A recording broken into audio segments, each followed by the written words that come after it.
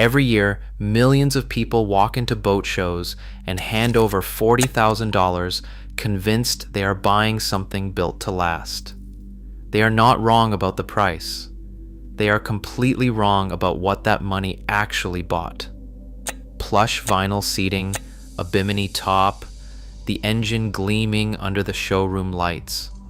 The sales rep tells you this one can be yours for just under $40,000. You are thinking, for 40 grand, the aluminum has to be serious. The welds have to be bulletproof. The deck has to last a decade. Here is what that sales rep is not going to tell you. The actual aluminum tubes that keep your entire boat floating, the pontoons themselves, are typically made from 80 thousandths of an inch gauge aluminum, rolled off a coil, and cut to length with industrial shears. That is roughly the thickness of 2 credit cards stacked on top of each other. The rest of your $40,000 is going to the engine, the furniture, dealer markup, and factory labor. And the aluminum that separates your family from the water is the one component almost nobody thinks to ask about. So let us look at what is actually inside one of these boats before you sign anything. The first thing to understand is that not all pontoon aluminum is the same, and the gauge difference between a budget build and a premium build is something most buyers never discover until it is too late.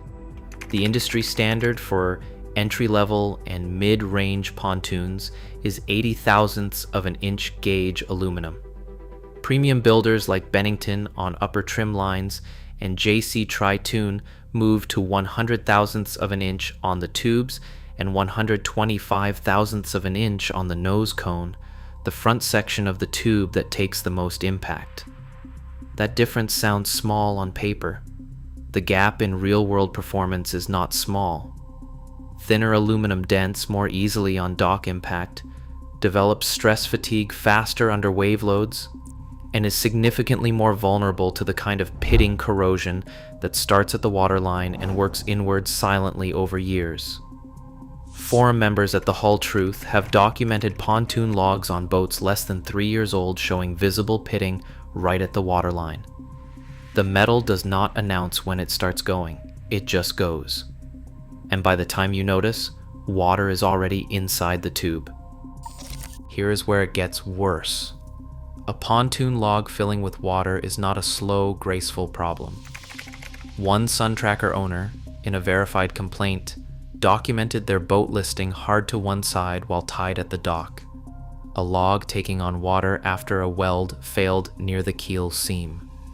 A separate owner described weld cracking on a 2020 Sportfish 22 DLX, where the seam between 2 tube sections separated and nearly sank the boat while underway.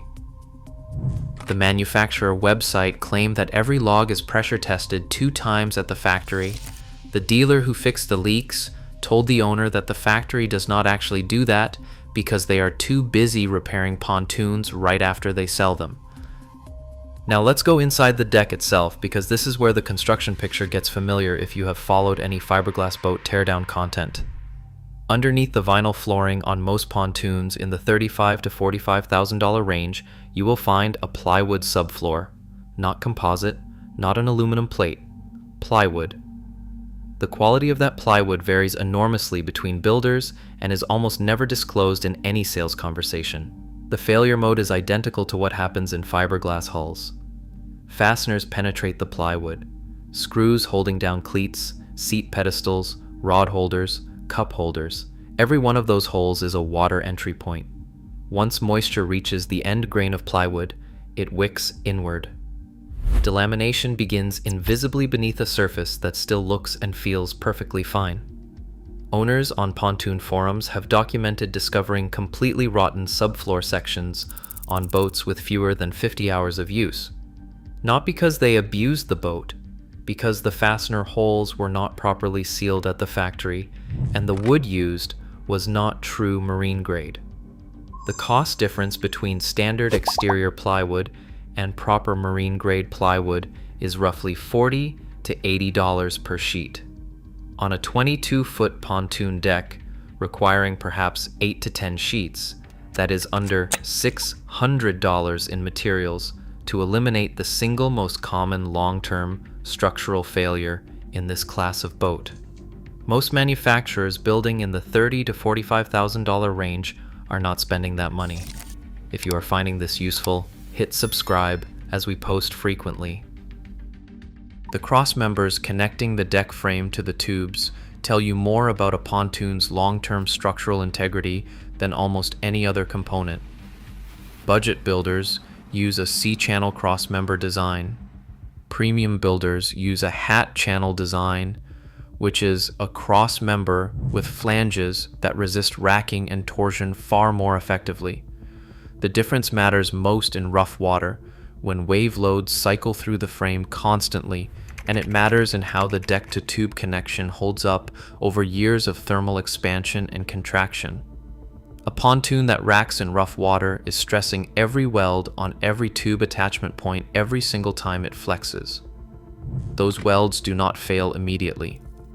They develop hairline cracks that are invisible under normal inspection. Then one day a marina tech taps the cross-member bracket and it moves. The deck-to-tube connection method is equally important. The best builders bolt cross members directly through the tube wall, rather than welding a bracket to the outside of the tube and bolting to that. A bracket welded to the outside of the tube concentrates stress at the weld point every time the deck load shifts. Direct through bolt connections distribute that load across the tube wall itself. You will not see this distinction called out anywhere in a sales brochure. You have to get underneath the boat and look. Now, specific brands. SunTracker is the dominant entry-level pontoon brand in the United States, sold through Bass Pro Shops and Cabela's locations nationwide. Their volume is enormous, and their verified complaint record is equally notable. Documented issues include weld failures that allowed logs to fill with water.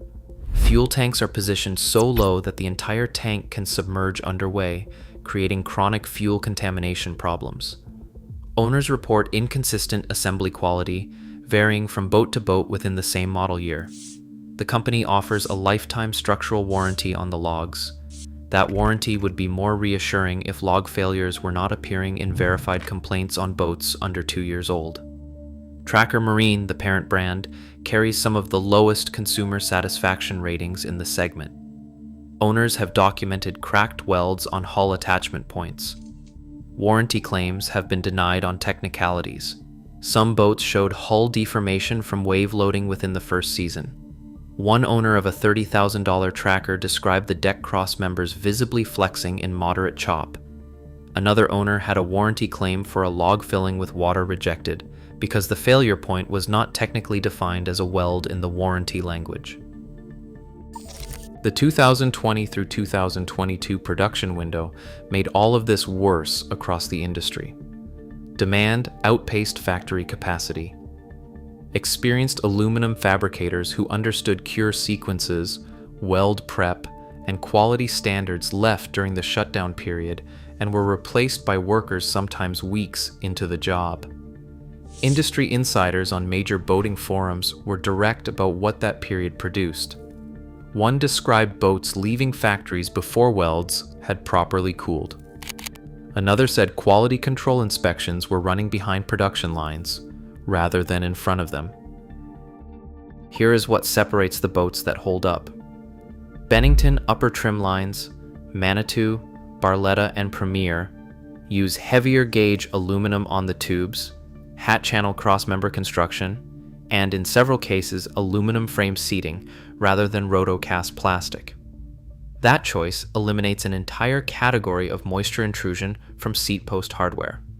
Premier applies powder coating to railing welds before final assembly rather than after, which means the protective layer bonds to clean metal rather than sitting on top of factory contamination.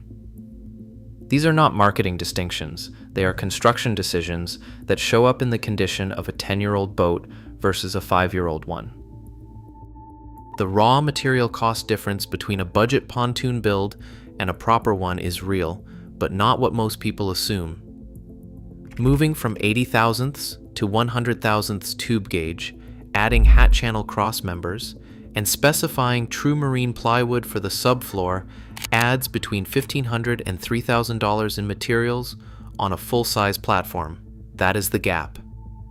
On a $40,000 boat, it is roughly 7% of the purchase price standing between you and a boat that is structurally sound in year 10. Dealers who sell the budget builds are not going to tell you this. The certification sticker on the hull covers electrical systems, flotation, and fuel system compliance. It says nothing about tube gauge, cross-member design, or plywood grade. Nobody is checking those things on your behalf before you sign, so you have to check them yourself. Get underneath the boat, count the cross members, ask specifically what gauge aluminum the tubes are built from, and get it in writing. Ask whether the subfloor is marine grade and how the fastener penetrations are sealed. If the salesperson does not know the answers, that is your answer. That $40,000 boat can be worth every cent, but only if the metal holding it together is thick enough to mean something. The resale picture reinforces everything the teardown shows. Pontoons from Bennington, Manitou, and Barletta hold their value measurably better than Sun Tracker and Tracker Marine equivalents of the same age. A 5-year-old Bennington 22-foot Tritoon in good condition sells in the $22,000 to $28,000 range depending on engine and hours.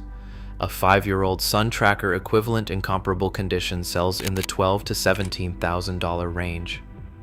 That gap is not brand snobbery. That is the used market pricing based on long-term reliability, weld quality, and how these boats hold up when buyers start doing their own inspections before purchase. The practical checklist. Before you buy any pontoon in this price range comes down to 4 things. First, get the tube gauge specification in writing. Anything below 80 thousandths of an inch is a hard pass, and 100 thousandths of an inch or better is what you are targeting. Second, physically get under the boat and inspect the crossmember design and the deck-to-tube connection method. Hat channel cross members and direct through bolt tube connections are what you want. Third, ask what the subfloor material is and how the fastener penetrations are treated. If the answer is not sure or is standard plywood, walk away or negotiate that uncertainty into the price. Fourth, look at the tube welds at the seam joints and at the bracket attachment points. You are looking for consistent, full penetration welds with no visible gaps or cold lap lines. Any weld that looks rushed or incomplete on a boat that has not left the lot is a preview of what the rest of the build looks like inside where you cannot see it. The pontoon market has boats that genuinely last 20 years on the water and come back from a hard season looking like they can go another 10. They exist at this price point. The information to find them is available if you know what to ask. The dealers selling the ones that will not last are counting on you not knowing any of this before you write the check. Now you do.